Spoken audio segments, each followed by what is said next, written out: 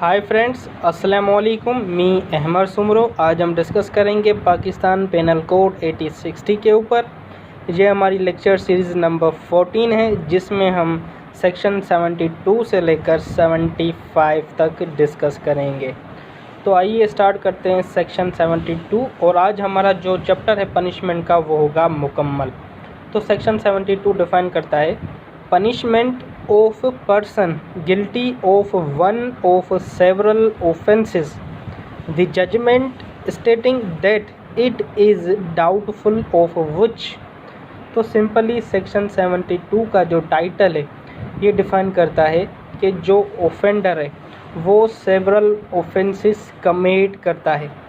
तो जो जजमेंट आती है, जो जजमेंट में बताया जाता है, वो जजमेंट क्या होती है, डाउटफुल होती है। कैसे, वो हम सेक्शन में डिस्कस करते हैं कि हर केसेस जिसमें जो मुजरिम है, जो ऑफेंडर है, वो मुजरिम होता है सेवरल ऑफेंसेस का, गिल्टी होता है सेवरल ऑफेंसेस का, और जजमेंट में वो सेवरल ऑफेंसेस स्पेसिफाइड किए जाते हैं। तो इधर जो डाउटफुल होती है, जो डाउट होता है, जो शक होता है, वो ये होता है कि उस ऑफेंडर को किस ऑफेंस की सज़ा दी गई है, उस ऑफेंडर को किस ऑफेंस में मुजरिम करार दिया गया है। तो जब कभी भी इस किस्म की कोई डाउटफुलनेस आ जाए, जब कभी कोई जजमेंट में कोई शक हो, तो ऑफेंडर को जो कम से कम जो सज़ा है ऑफेंस की, वो दी जाएगी। If the same punishment is not provided for all, means के जो ऑफेंडर है उसने सेवरल ऑफेंसेस कमिट किए हैं, उन सेवरल ऑफेंसेस की अगर पनिशमेंट एक जैसी नहीं है, सेम नहीं है उन सब की, तो जज देखेगा, जज जो है उन सब ऑफेंसेस में जो भी लोवेस्ट होगी वो देगा। अब हम आते हैं सेक्शन 73 की तरफ। सेक्शन 73 डिफाइन करता है सोलिटरी कन्फाइनमेंट। तो सिंपली सोलिटरी कन्फाइनमेंट मीन्स के तन्हाई वाली कैद, या आप ये भी कह सकते हैं कि सिंपल वर्डिंग में हम कहते हैं कि काल कोठरी में जो बंद किया जाता है। फिल्मों में हमने अक्सर देखा होगा कि जेल में एक ऐसा रूम होता है जो पूरा का पूरा बंद होता है। तो उसमें अगर किसी शख्स को, किसी ऑफेंडर को कैद कर रखा जाए तो उसे कहेंगे सोलिटरी कन्फाइनमेंट, मीन्स के काल कोठरी में बंद किया हुआ है सिंपली। तो सिंपली सेक्शन में ये बता रहा है कि अगर कोई शख्स किसी ऑफेंस में कन्विक्टेड है, तो इस एक्ट के तहत कोर्ट के पास पावर है कि उस शख्स को रिगोरियस इम्प्रिजनमेंट दे सकती है, जैसे कि हमने सेक्शन 53 में डिस्कस किया था। तो कोर्ट ये ऑर्डर निकालती है कि जो ऑफेंडर है उसको सोलिटरी कन्फाइनमेंट में रखा जाए, मीन्स के कोई ऐसे पोर्शन में, मीन्स के एक अलग पोर्शन हो जहाँ पर उसको तन्हाई में, उस ऑफेंडर को तन्हाई में रखा जाए। तो ये जो सोलिटरी कन्फाइनमेंट होती है वो ज़्यादा से ज़्यादा 3 माह तक होती है, चाहे कितनी भी सज़ा हो, ज़्यादा से ज़्यादा 3 माह तक की होती है। तो नीचे 3 पॉइंट्स, 3 स्केल्स बताए गए हैं। नंबर 1 में ये बता रहा है कि अगर ज़्यादा से ज़्यादा 6 माह की सज़ा आई है, तो उस सूरत में 1 माह जो है सोलिटरी कन्फाइनमेंट होगी। नंबर 2 में ये बता रहा है कि अगर किसी शख्स को 6 माह से ज़्यादा और ज़्यादा से ज़्यादा साल तक की इम्प्रिजनमेंट आई है, तो इस सूरत में 2 माह तक के लिए सोलिटरी कन्फाइनमेंट हो सकती है। नंबर 3 में ये बता रहा है कि 1 साल से ज़्यादा जितने भी ईयर्स की सज़ा हो, 1 साल से ज़्यादा जितने भी ईयर्स की सज़ा हो या इम्प्रिजनमेंट फॉर लाइफ हो, तो उस सूरत में 3 माह तक के लिए सोलिटरी कन्फाइनमेंट होगी। सेक्शन 74 डिफाइन करता है लिमिट ऑफ सोलिटरी कन्फाइनमेंट। जैसे कि हमने सेक्शन 73 में डिस्कस किया कि सोलिटरी कन्फाइनमेंट 1 माह, 2 माह, 3 माह ज़्यादा से ज़्यादा दी जाती है।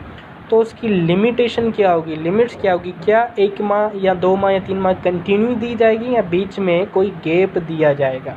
तो इस चीज़ से डिस्कस करता है section 74। In executing a sentence of solitary confinement, means के जब कभी सॉलिटरी कन्फाइनमेंट की एग्जीक्यूशन अमल किया जा रहा होगा तो उस वक्त ये देखा जाएगा कि अगर जो ऑफेंडर है उसको सज़ा जो है 1 माह तक की आई है तो उस सूरत में जो लिमिट होगी वो सॉलिटरी कन्फाइनमेंट की होगी 14 डेज़। मीन्स के 1 माह की सज़ा ही है, 14 डेज़ उसको सॉलिटरी कन्फाइनमेंट में रखे जाएंगे, फिर उसको जो दोबारा जो गैप दिया जाएगा 14 डे का गैप दिया जाएगा।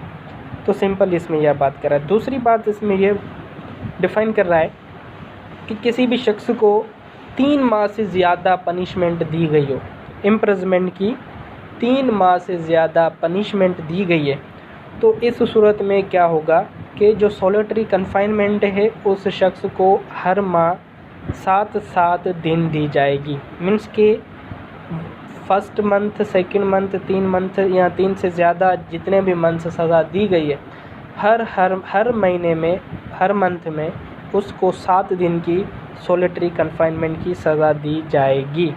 तो अब इसमें यह है कि सिंपली मैं आपको ये बताऊं कि मंथ के किसी भी 7 दिन में वो सॉलिटरी कन्फाइनमेंट दे सकते हैं। तो सॉलिटरी कन्फाइनमेंट देने के बाद गैप उतना ही देना लाजमी होता है। फॉर एग्ज़ाम्पल एक मंथ के लास्ट वीक में किसी शख्स को सॉलिटरी कन्फाइनमेंट दी जाती है, तो जब नेक्स्ट मंथ स्टार्ट होता है तो उसकी स्टार्टिंग में नहीं देंगे solitary confinement, second week, third week, fourth week जब दिल चाहे उस मंथ में देंगे, पर फर्स्ट मंथ में नहीं देंगे। तो ये एक पॉइंट लाजमी आपको जहन में रखनी है कि गैप होना लाजमी है कन्फाइनमेंट के, क्योंकि साइकोलॉजिस्ट का ये कहना है कि आप किसी भी शख्स को 14 दिन तक के लिए कोई सॉलिटरी कन्फाइनमेंट में रखते हैं तो वो मेंटली डिस्टर्ब हो जाता है। वो क्या है, उसमें ये खदशात होते हैं कि वो पागल भी हो सकता है। तो इसलिए बीच में वक्फ़ा देना, बीच में उसको रेस्ट देने के लिए लाजमी है। अब हम आते हैं सेक्शन 75 की तरफ। तो सेक्शन 75 सिंपली डिफ़ाइन करता है enhanced punishment for certain offences under chapter 12 और chapter number 17 after previous convention.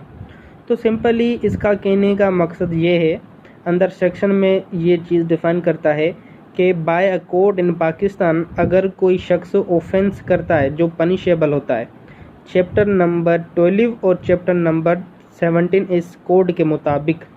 Chapter number 12 में डिफ़ाइन करता है offence related to coin and government stamp, और चैप्टर नंबर 17 डिफ़ाइन करता है offence relating to the property. अगर इन दोनों चैप्टर में से अगर कोई शख्स ऑफेंस कमिट करता है तो उस शख्स को 3 साल तक की सज़ा दी जाएगी, या अपवर्ड मिनिमम 3 साल तक की दी जाएगी, और ज़्यादा बताई नहीं गई कि कितनी, अपवर्ड लिखा हुआ है कि ज़्यादा भी आप दे सकते हैं।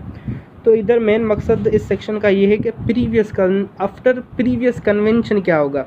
क्लास नंबर बी ओमिटेड है, और नीचे एक पैराग्राफ में सी में ये बता रहा है कि अगर एक शख्स एक ऑफेंस कमिट करता है चैप्टर नंबर 12 और 70 के मुताबिक, उसको 3 साल सज़ा ही, फिर 3 साल सज़ा मुकम्मल करने के बाद वो शख्स दोबारा उस चीज़ में कन्विक्ट हो जाता है, दोबारा वो ऑफेंस कमिट करता है। एक तो उसने प्रीवियस कन्वेंशन थी, उसको सज़ा मिली उसकी, फिर उसने दोबारा वही जुर्म किया, तो इस सूरत में उस ऑफेंडर को 10 साल की सज़ा मिल सकती है, या तो ज़्यादा से ज़्यादा इम्प्रिजमेंट फॉर लाइफ 25 ईयर तक।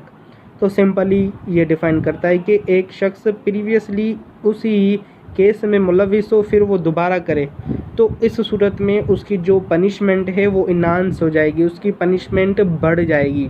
तो ये डिफ़ाइन करता है सिंपली सेक्शन 75। तो बेसिकली आज हमारा होता है चैप्टर नंबर पनिशमेंट वाला क्लियर। इंशाल्लाह मिलते हैं नेक्स्ट लेक्चर में। जब तक के लिए अल्लाह हाफिज़, दुआओं में याद रखना।